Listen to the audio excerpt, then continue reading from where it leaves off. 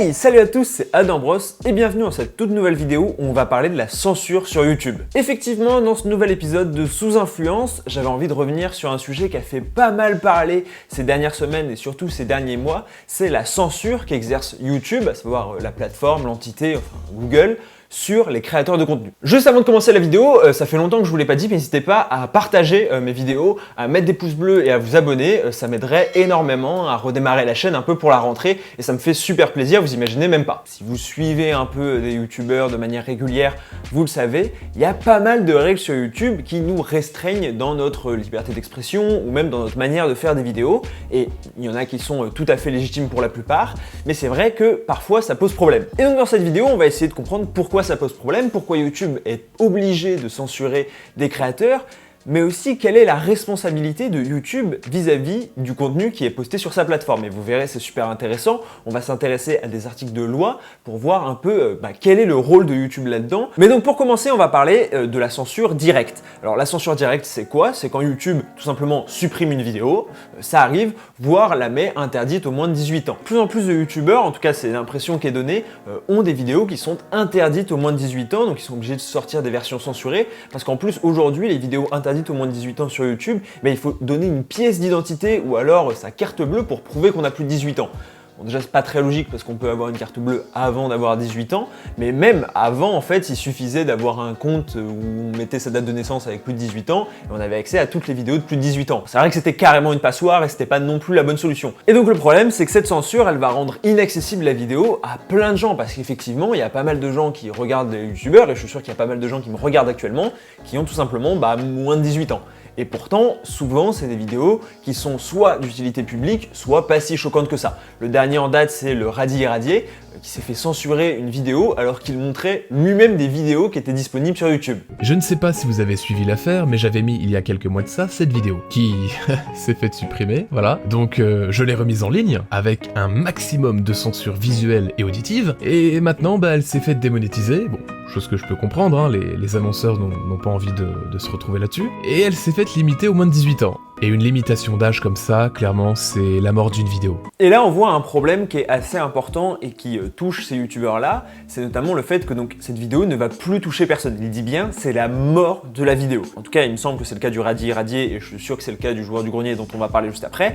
C'est leur métier. Un autre qui a été touché, vous en avez probablement entendu parler, c'est donc Joueur du Grenier. Sa vidéo a fait plus d'1 400 000 vues juste pour expliquer la censure. Il avait sorti un épisode du Joueur du Grenier sur le jeu vidéo Duke Nukem et le problème c'est que sa vidéo avait été censurée par YouTube. Elle avait été interdite aux moins de 18 ans. Donc ce qu'il avait fait, c'est qu'il avait sorti une version censurée avec vraiment des floutes partout, tout bipé, etc. Et cette version aussi a été censurée par YouTube et donc là, c'en était trop pour lui et il l'explique dans la vidéo. Au bout de 24 heures, la vidéo passe en plus de 18 ans. M'y attendez, honnêtement. De toute façon, c'est pour ça que j'avais viré toute la censure, j'avais tout laissé. Les tétons, les machins, j'avais tout laissé. Je sors la version, à ce moment-là, la version censurée. Du coup, pareil, hein, avec toutes les modifications qu'on m'avait fait faire. Bon, je suis pas content, mais je la sors, hein, parce que en même temps, c'est les règles du jeu, je m'y attendais. Et, du coup, au bout de moins de 24 heures, plus de 18 ans. Mais surtout, ce qu'il explique, c'est que les décisions de YouTube manquent de cohérence et de linéarité. En gros, un avis peut en annuler un autre. Sachant que lui, il a quand même la chance, entre guillemets, d'avoir des contacts chez YouTube qui lui ont répondu, qui en plus lui ont répondu des choses différentes, des choses qui parfois n'avaient pas de sens, qui étaient beaucoup trop puritaines. Au-delà de la perte de vue, de la perte d'argent, c'est surtout énormément d'anxiété pour les créateurs de contenu. Et s'il y avait une ligne claire et une ligne cohérente en disant, bon bah voilà, ça c'est non, ça c'est non, ça c'est oui, ça passe, les créateurs pourraient se fixer dessus et dire ok bon bah ça c'est bon, voilà. C'est que les règles d'utilisation de YouTube sont extrêmement floues. Ils laissent la part à l'interprétation. Et on peut se dire que c'est une bonne chose parce que des règles qui seraient moins floues, c'est des règles qui seraient plus strictes. Sauf que parfois ça donne des incohérences comme celle-là. Et encore là, je parlais uniquement des censures directes, mais parfois il y a ce que j'appelle la censure indirecte. Alors qu'est-ce que c'est? C'est simplement la démonétisation. C'est lorsqu'un dollar jaune est affiché au lieu d'un dollar vert à côté de votre vidéo, ça veut dire qu'il y a moins d'annonceurs, va y avoir moins de pubs sur votre vidéo, que va y avoir moins de revenus. Ça peut être parce que vous dites trop de gros mots ou parce que vous parlez d'un sujet sensible. Par exemple, au début du Covid, n'importe quelle vidéo qui disait le mot Covid, c'était démonétisation assurée. Donc voilà, il n'y avait même pas de discussion, même si c'était un truc scientifique, même si c'était pour dire de porter le masque, c'était démonétisation. Mais surtout, parfois, on comprend pas trop comment ça fonctionne, genre qu'est-ce qui est dollar jaune et qu'est-ce qui est dollar vert. Et Bastien, on avait déjà fait une vidéo il y a déjà 2 ans, mais qui est encore d'actualité. Ça fait 7 vidéos qui sont démonétisées à l'instant même où je les mets sur la plateforme. Alors au début, tu sais, tu te dis, bon, peut-être que j'étais un peu plus vulgaire dans cette vidéo, ce qui expliquerait cette démonétisation. Enfin plutôt, ces annonces limitées, ce fameux dollar jaune quoi. Parce que c'est pas une réelle démonétisation, en fait c'est juste qu'au lieu de toucher 1000 balles sur ta vidéo, tu vas en toucher 80. Et alors là, vraiment, si vous suivez pas trop l'actualité de YouTube depuis quelques temps, vous vous dites, mais comment ça se fait? Il n'y a pas toujours eu ce problème. Et effectivement, en fait, ce problème, il est là depuis, allez, je dirais 3-4 ans. Et en fait, ça fait suite à une fronde des annonceurs. Effectivement, les grandes marques type Disney, Apple, ce genre de choses qui mettent des pubs, qui mettent des énormes budgets pubs et qui donc financent YouTube, avaient décidé de tous retirer leurs pubs de la plateforme lorsqu'ils avaient découvert que YouTube mettait des pubs devant n'importe quelle vidéo, y compris des vidéos complotistes, des vidéos de terrorisme ou ce genre de choses. C'était la panique et ce qu'a fait YouTube, c'est qu'ils ont mis en place ce système de démonétisation, ils sont revenus sur la plateforme et du coup on se retrouve avec cette espèce de censure indirecte où dès que YouTube a le moindre doute sur une vidéo, sur est-ce que ça peut être un sujet tendancieux ou ce genre de choses, il coupe les revenus. Et coupe les annonces. Bon, et encore une fois, on pourrait se dire que c'est pas si grave que ça de se faire couper les annonces, parce que la plupart des youtubeurs aujourd'hui, ils gagnent surtout leur vie grâce au sponsoring, grâce au placement de produits, grâce aux autres réseaux sociaux, et qu'en vrai, les vues AdSense, à part pour les petits créateurs comme moi, ça rapporte pas énormément d'argent et c'est pas forcément la plus grande part de leurs revenus. Sauf que pour moi, le vrai problème, il est encore plus vicieux que ça. C'est qu'en fait, ça va opérer une sorte d'auto-censure sur la création de contenu et sur ce que font les youtubeurs. Je pense notamment à Hugo Décrypte qui dans n'importe lequel de ses titres met des emojis à la place des lettres. J'avais fait pareil avec ma vidéo sur les artistes et la drogue où j'avais parlé de chocolat pendant toute la vidéo parce que je savais que si je parlais trop longuement des substances illicites, ma vidéo allait être démonétisée. On a aussi le cas de Charlie Danger, ça c'est très intéressant, qui fait donc une chaîne d'histoire, d'archéologie qui s'appelle Les Revues du Monde, qui avait eu ce problème pareil en 2019 puisqu'elle travaillait sur des œuvres d'art où on voyait des femmes seins nus et elle voulait les représenter en se mettant elle-même dans cette même situation et donc elle-même seins nus. Sauf qu'elle savait que c'était la démonétisation, voire moins de 18 ans assurée, puisque les seins nus sur YouTube, c'est comme Instagram, ça passe pas du tout. Et encore une fois, on pourrait se dire, bon c'est pas grave, si elle sait qu'elle va être démonétisée, elle touchera pas d'argent, elle trouvera un autre moyen de toucher de l'argent dessus.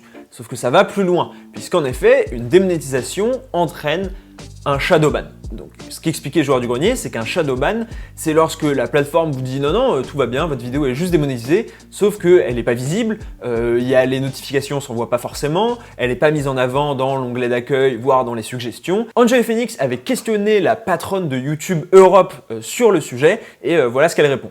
En fait, ces vidéos-là sont cachées par YouTube. Elles ont cette sensation que ces vidéos sont cachées. Non, alors ça, je vais te corriger. Ça, ce n'est pas exact. Okay, bon, je vais te corriger sur deux points, si je peux.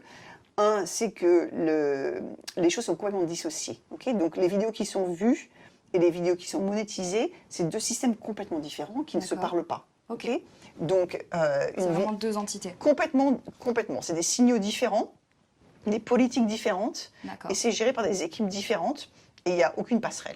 Est-ce que YouTube cache les vidéos qui sont démonétisées? Aujourd'hui, il n'y a absolument rien d'officiel qui permet de le prouver et on peut en rester qu'à des suppositions, sachant que YouTube dément fermement. Ce serait complètement logique que YouTube cache les vidéos qui sont démonétisées.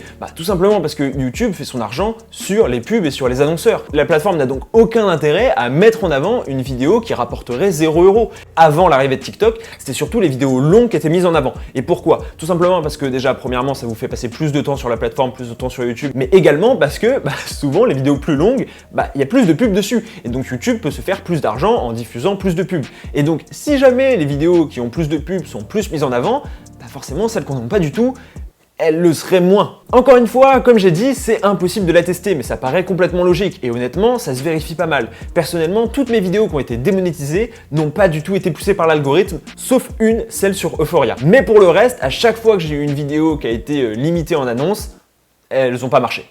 C'est peut-être que mes vidéos étaient pas si bien que ça aussi. Bon voilà, tout ça, si vous suivez un peu la plateforme de près ou de loin, vous le saviez déjà. Mais là, on va s'intéresser à quelque chose d'un peu plus technique, mais qui est selon moi beaucoup plus intéressant, à savoir le statut juridique de YouTube. Est-ce que YouTube a le droit de censurer du contenu? La réponse est claire et nette, c'est oui. Il y a des règles et des conditions d'utilisation que chaque créateur accepte et dit accepter lorsqu'il crée son compte et lorsqu'il publie une vidéo. Et donc forcément, si les vidéos en question ne respectent pas les règles d'utilisation, elles sautent. Mais la question qui est aussi centrale, c'est est-ce que YouTube est responsable du contenu qui est publié sur sa plateforme. C'est aussi comme ça que YouTube se défend en disant « Oui, mais nous, on peut pas laisser n'importe quoi se mettre sur la plateforme parce que sinon, c'est nous qui allons avoir des problèmes. » Il y a une très bonne vidéo de 911 Avocat qui a fait une vidéo sur la censure sur YouTube quand on parle à un moment. Il faut savoir que selon la jurisprudence, c'est-à-dire selon les juges, YouTube a une activité d'hébergeur. Ce qui lui permet de ne pas voir sa responsabilité engagée trop facilement. Mais quand même.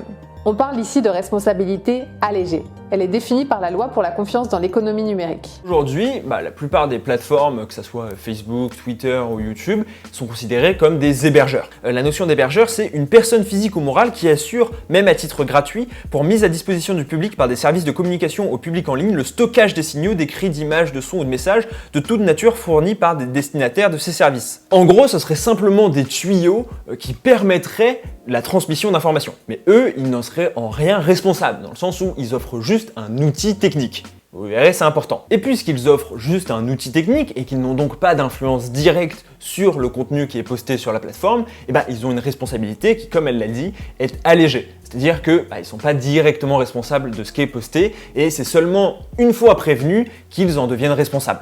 Qu'ils doivent donc supprimer, le cas échéant, les contenus qui posent problème. Mais en réalité, et je suis pas spécialiste du droit, moi j'ai un peu de problème avec cette définition et avec le fait que YouTube entre dans cette catégorie d'hébergeur. Parce que pour moi, YouTube est bien plus qu'un hébergeur. Aujourd'hui, YouTube fonctionne selon des normes prédéfinies. Il faut remplir une description, mettre un titre, il faut mettre des mots-clés, il faut mettre une miniature. De la part de YouTube, il y a aussi un travail d'édition, mais surtout de mise en avant de certaines vidéos. C'est-à-dire que YouTube décide sciemment, par le bien d'un algorithme, de mettre en avant certaines vidéos. C'est pour ça que parfois on voit des vidéos qui font d'un seul coup 1 million de vues et qui sont recommandées à énormément de personnes parce que l'algorithme de YouTube a décidé de les mettre en avant. Et ça a un nom, ça s'appelle la méta-éditorialisation. C'est le processus d'agrégation de contenu de différents auteurs et éditeurs. Et là, d'un seul coup, on se rend compte que YouTube a une responsabilité éditoriale. Effectivement, en agrégeant différents contenus, en agrégeant différents auteurs et en mettant en avant certains, que ça soit par l'onglet tendances, voire par la page d'accueil. Par exemple, le créateur à découvrir, je trouve que c'est une excellente chose, mais ça prouve que YouTube fait un vrai travail éditorial en disant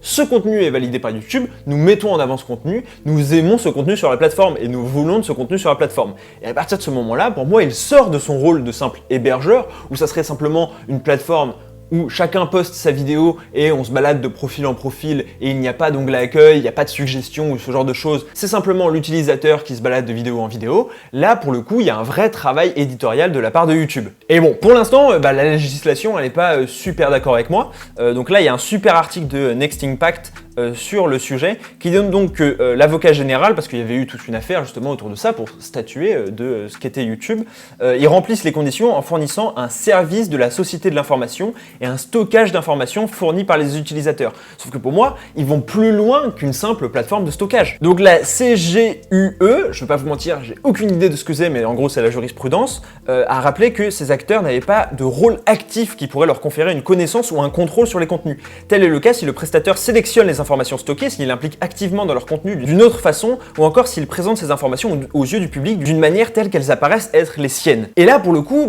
on l'a vu au contraire. Pour moi, YouTube exerce un contrôle sur les contenus, notamment par démonétisation, par la censure, par le fait qu'il y a des tendances, notamment j'ai reçu un mail pour m'inciter à faire un short sur une danse de BTS. Bon, c'est pas une obligation de contenu, mais on sait que YouTube va mettre en avant plutôt ses contenus. Et il s'implique activement dans le contenu qui est présent sur la plateforme. Tout comme d'ailleurs les vidéos normales côtoient les créations YouTube Originals, qui pour le coup sont créées par YouTube. Et c'est pour ça que selon moi, il faut un nouveau statut intermédiaire. Parce qu'effectivement, YouTube n'est pas non plus éditeur, c'est pas non plus un journal qui choisit précisément les sujets qui apparaissent sur la plateforme.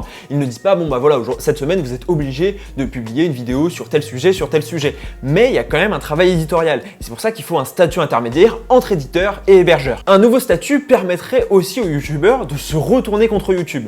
Le vrai problème, c'est qu'aujourd'hui, il est impossible de se retourner contre la plateforme. Le joueur du grenier est en train de regarder avec ses avocats, donc peut-être qu'il trouvera une solution, mais j'avoue que j'ai peu d'espoir sur si jamais une vidéo est censurée, il est quasiment impossible de faire appel à cette décision, au-delà simplement d'un appel en ligne et d'une procédure en ligne, en disant devant la justice, ma vidéo a le droit d'être sur YouTube. Aujourd'hui, YouTube est l'unique juge de ce qui apparaît sur sa propre plateforme. Et ça, pour moi, ça pose aussi problème. Et c'est pour ça qu'on fait face à autant de problèmes d'arbitrage dans la censure, la démonétisation des vidéos. C'est parce que, à la fois chez YouTube, ils ont des directives qui sont différentes en fonction des bureaux, en fonction des pays et en fonction de plein de choses. Et à la fois, la responsabilité de YouTube est un peu particulière. Et ils sont donc dans une situation un peu hybride et c'est le créateur qui paye à la fin. Et ce problème de censure, pour moi, ça va devenir un problème majeur de YouTube qui va devoir régler, et ce problème d'éditorialisation. Est-ce que YouTube veut rester un hébergeur, ce qui l'arrange bien, hein, parce que la responsabilité limitée, ça évite à YouTube d'avoir des procès toutes les 2 semaines, mais ça va commencer à poser problème auprès des créateurs qui, eux, ont besoin de plus qu'une plateforme d'hébergement. Et ça, c'est complètement ce qu'ont compris Twitch et TikTok, qui ont eux-mêmes leurs problèmes de censure, hein. TikTok a une énorme censure. TikTok, par exemple, agit comme un véritable éditeur, en définissant eux-mêmes les tendances, voire même en prévenant à l'avance les plus gros influenceurs de la plateforme des futures tendances à venir, pour leur dire n'hésitez pas à préparer du contenu sur cette tendance parce que ça va cartonner. Ce que fait pas du tout YouTube, où on le sait, le problème c'est l'opacité, notamment l'opacité de l'algorithme, où nous on est un peu comme des rats de laboratoire en se disant peut-être ça va marcher, peut-être ça c'est un sujet du moment, mais en réalité on n'a aucune indication de la part de la plateforme. Donc la censure n'est selon moi pas que le problème de oui YouTube a peur que les annonceurs enlèvent les pubs. Mais en tout cas dites-moi ce que vous en pensez en commentaire. Est-ce que vous comprenez les choix de YouTube? Moi personnellement je les comprends, même si je suis pas en accord avec eux forcément en tant que créateur. Et est-ce que selon vous YouTube est un hébergeur? Et en effet ça se défend, hein. Chacun peut publier sa vidéo sur YouTube sans avoir trop de contraintes, ou est-ce que c'est vraiment un travail éditorial qui est fait par la plateforme? En tout cas j'espère que cette vidéo sous influence vous a plu. Voilà, j'ai essayé de creuser au maximum le sujet. J'espère que vous en avez appris. Moi personnellement j'en ai appris en faisant mes recherches sur la différence entre hébergeur, éditeur, comment YouTube est encore dans un flou même s'il est considéré comme hébergeur. J'espère que ça vous a plu. On se retrouve la semaine prochaine 15h dimanche pour une nouvelle vidéo. En attendant, n'hésitez pas à me suivre sur les réseaux sociaux. C'était Adam Bros. Ciao!